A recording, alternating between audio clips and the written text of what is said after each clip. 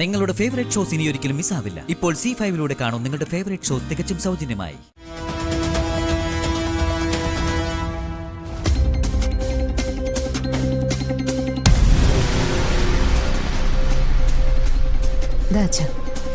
നീ തന്നെ അത് ധനുഷിന്റെ കയ്യിലേക്ക് കൊടുത്തേക്ക്. അച്ഛൻ തന്നെ കൊടുത്താ മതി. ഈ വീട്ടിലെ ഏറ്റവും ഐശ്വര്യമുള്ള കൈ നിന്റേതാ. നീ തന്നെ കൊടുത്തേക്ക്.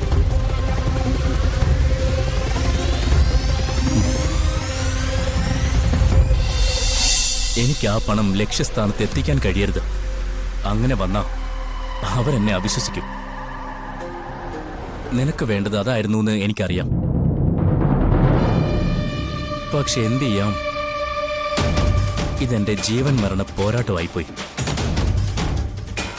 എനിക്ക് ജയിക്കാതിരിക്കാൻ പറ്റില്ലല്ലോ. അയ്യോ, നീ എന്നെ തെറ്റിദ്ധരിച്ചിരിക്കുക. ഇക്കാര്യത്തിൽ ഞാനൊന്നും ചെയ്തിട്ടില്ല. അതെനിക്ക് നല്ലതുപോലെ മനസ്സിലായി. അതുകൊണ്ടാണല്ലോ ഇതിൽ കയറി കളിച്ചത് നീയാണെന്നുള്ളത് ഞാൻ ഉറപ്പിച്ചു പറഞ്ഞത്. പക്ഷെ ഇപ്പൊ ഞാൻ നെല്ലിശ്ശേരി വീടിനോട് കടപ്പെട്ടിരിക്കാം. നെല്ലിശ്ശേരിയിലെ മരുമകൻ എന്ന നിലയിൽ എനിക്ക് കുറച്ച് അഭിമാനമൊക്കെ തോന്നുന്നുണ്ട്. ഓ, നീയപ്പോ നെല്ലിശ്ശേരിയിലെ മരുമകന്റെ വേഷം കെട്ടി ആടാൻ തുടങ്ങി. വേഷം കെട്ടിക്കഴിഞ്ഞാ പിന്നെ ആടണം, അല്ലെങ്കിൽ ആ വേഷം കെട്ടരുത്. നീ എന്നെ കൊണ്ട് വേഷം കെട്ടിക്കരുത്. തൽക്കാലം തല്ലുകൊണ്ടതിന്റെ നല്ല ക്ഷീണമുണ്ട്. അപ്പൊ ശരി.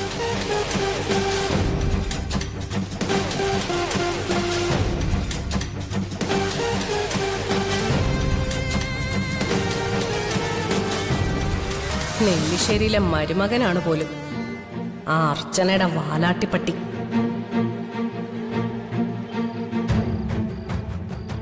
വാവൂ, അച്ഛൻ്റെ മോള് വാവൂ, തക്കട് വാവ വാവൂ, സുന്ദരി മോള് വാവൂ.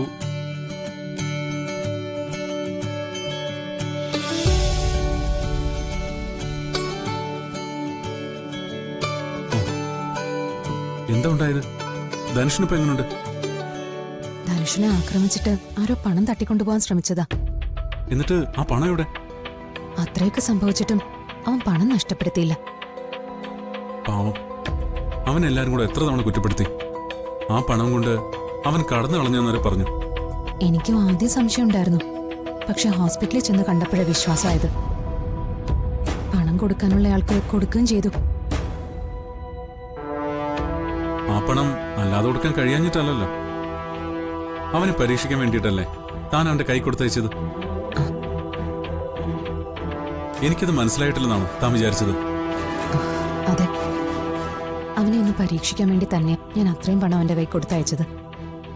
പക്ഷേ എന്റെ പരീക്ഷയിൽ അവൻ പാസ്സായി. അവന്റെ കയ്യിൽ നിന്ന് ആ പണം നഷ്ടപ്പെട്ടിരുന്നെങ്കിൽ താൻ അവനെ വിശ്വസിക്കായിരുന്നു? സച്ചേട്ടാ, ഒരാള് പണം മോഷ്ടിച്ചിട്ട് അത് നഷ്ടപ്പെട്ടു എന്ന് പറയുന്നതും സ്വാഭാവികമായി അയാളുടെ കയ്യിൽ നിന്ന് പണം നഷ്ടപ്പെടുമ്പോഴുണ്ടാവുന്ന സങ്കടവും നമുക്ക് കണ്ടാൽ മനസ്സിലാവും. ധനുഷ് എന്റെ കയ്യില് ആ പണം എടുത്തു തരുന്നതിന് മുൻപ് തന്നെ എനിക്ക് ആ കാര്യം മനസ്സിലായി. അവൻ പറഞ്ഞത് സത്യമാണെന്ന്. അപ്പോ അവൻ വിശ്വസിക്കാൻ കൊള്ളാവുന്നതാണല്ലേ? അടിസ്ഥാനപരമായി ധനുഷ് ഇപ്പൊ നല്ല സ്വഭാവക്കാരനാ. പക്ഷേ ചില പ്രശ്നങ്ങളൊക്കെ ഉണ്ട്. അതും കൂടി അവന്റെ ജീവിതത്തിൽ നിന്ന് മാറിയ പൂർണ്ണമായും അവൻ നല്ലവനാവും. അതെന്താ അങ്ങനൊരു പ്രശ്നം? അതൊക്കെയുണ്ട്. സമയാവട്ടെ, ഞാൻ പറയാം. സച്ചേടാ, അച്ഛൻ വിളിക്കുന്നു. എന്നെയോ? ആ, ഞാൻ അല്പം മുമ്പ് അച്ഛനോട് സംസാരിച്ചാണല്ലോ. പിന്നെന്താ ഇപ്പോ? ഒരാളെ മാത്രമല്ല, എല്ലാരും വിളിച്ചിട്ടുണ്ട്. എന്താ പ്രശ്നം? എന്തിനാ ഇപ്പൊ എല്ലാവരും വിളിക്കുന്നത്? അതെനിക്കറിയില്ല, പക്ഷേ അച്ഛനെന്തോ പ്ലാൻ ചെയ്തിട്ടുണ്ട്. ആ തീരുമാനം എല്ലാവരെയും അറിയിക്കാൻ വേണ്ടി തന്നെ ആവണം ഈ മീറ്റിംഗ്. വേഗം വാ.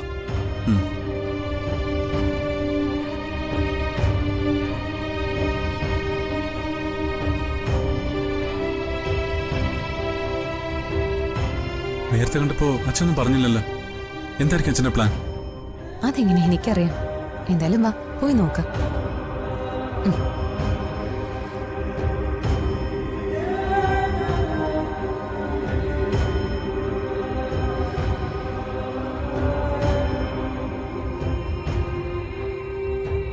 അച്ഛനെ തന്നെ വരാൻ പറഞ്ഞു. സ്നേഹയും ധനുഷും കൂടി വരട്ടെ, എന്നിട്ട് പറയാം. ഞങ്ങളോട് എന്തെങ്കിലും പറയാനാണെങ്കിൽ അവർ വരുന്നതുവരെ കാത്തിരിക്കേണ്ട കാര്യം എന്താ അച്ഛാ? അച്ഛന് പറഞ്ഞുകൂടെ? ഇത് എല്ലാവരും അറിയേണ്ട കാര്യമാണ്. ഓ, അവർക്ക് വേണ്ടി മറ്റുള്ളവരെ കാത്തു നിൽക്കണം പോലും. അതിന് മാത്രം എന്ത് വലിയ തീരുമാനമാണാവോ എടുക്കാൻ പോകുന്നത്?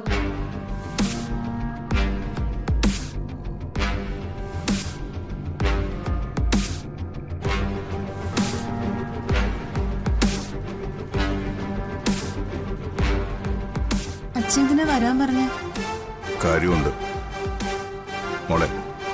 എന്റെ റൂമിലെ മേശപ്പുറത്തൊരു കവർ ഇരിപ്പുണ്ട്, അതിങ്ങെടുത്തോണ്ട് വാ.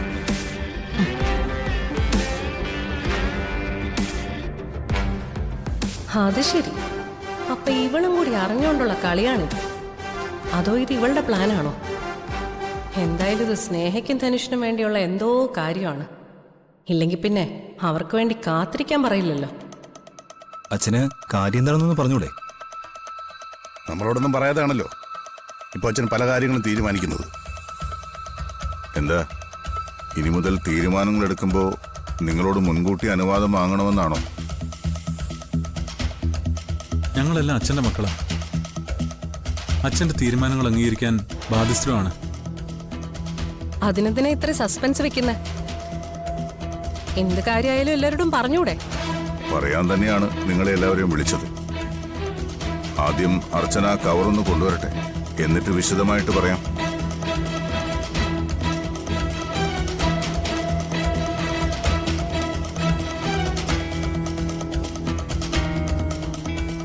ഇത്രയ്ക്ക് രഹസ്യം സൂക്ഷിക്കേണ്ട കാര്യം എന്താണ്? അച്ഛന്റെ തീരുമാനങ്ങൾ എതിർക്കാൻ ഞങ്ങളൊന്നും വരുന്നില്ല. അച്ഛന്റെ ആഗ്രഹങ്ങൾക്ക് വേണ്ടിയാ ഞങ്ങൾ പലതും സഹിക്കുന്നത്. അതൊന്നും നമ്മൾ പറഞ്ഞിട്ട് കാര്യമില്ല ഏട്ടാ. അച്ഛനിപ്പോ നമ്മളെക്കാളും വലുത് മറ്റു പലരും. മതി. ആവശ്യമില്ലാത്ത വർത്തമാനങ്ങൾ എല്ലാവരും നിർത്തുന്നതാണ് നല്ലത്. നിങ്ങളെല്ലാവരും, അത് മക്കളായാലും മരുമക്കളായാലും, എനിക്ക് ഒരേപോലെയാണ്. ചില തീരുമാനങ്ങൾ എടുക്കുമ്പോൾ നിങ്ങൾക്ക് എതിർപ്പുകൾ ഉണ്ടാകാം. എന്നാൽ നിങ്ങളൊരു കാര്യം മനസ്സിലാക്കണം, നിങ്ങളുടെ എല്ലാവരുടെയും നന്മയ്ക്ക് വേണ്ടി മാത്രമേ ഞാൻ ഏത് തീരുമാനവും എടുക്കൂ.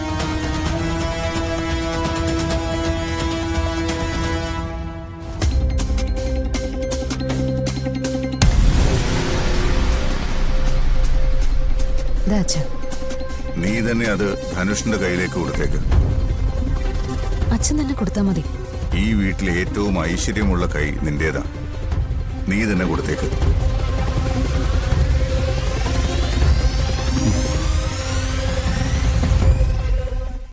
ഡൗൺലോഡ് ചെയ്യൂ C5 ആപ്പ്. കാണൂ എല്ലാ എപ്പിസോഡുകളും സൗജന്യമായി.